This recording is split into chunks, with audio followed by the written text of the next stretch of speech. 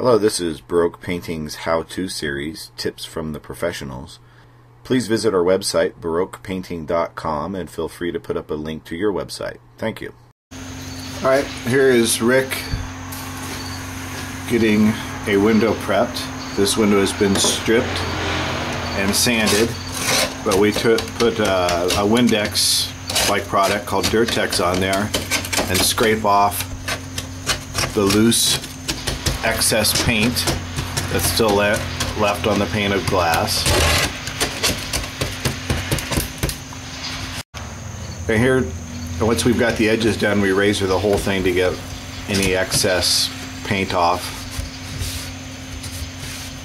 Clean the big dirt off, and then we clean it one more time with Windex so that we have a nice clean surface to get our tape to stick to.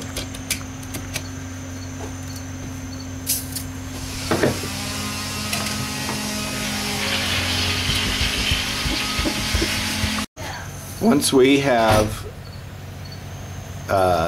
cleaned the window so the pane of glass itself is nice and clean, we put on a special tape from 3M. This isn't the normal blue tape that you see in a hardware store. This is very, very thin, has a very little bit of sticky to it. Showing the inside core of it. It's got an orange cord that's from Scotch, and it's very flat. It doesn't have what we call a rough edge or a snowflaked edge to it. It's very, very smooth. So when we pull it off, it's just perfectly smooth. Rick is lining the tape up with the inside edge of the trim inside.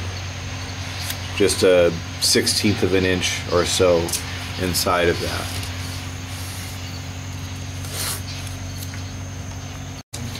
This is cellophane, just like, in fact, it's industrial cellophane I buy at Sam's Club. And the reason we use cellophane is that it's clear and you can see through it, and that way while we're waiting for the glazing to dry, we don't drive the homeowners nuts by blocking them in without sunlight, which is an issue, trust me. And then we put yellow tape over the top of the cellophane to secure it to the blue tape. I'm recording. This is a product called XIM. It's very, very thin, very clear, but it saturates deep down into the wood and almost turns it to plastic.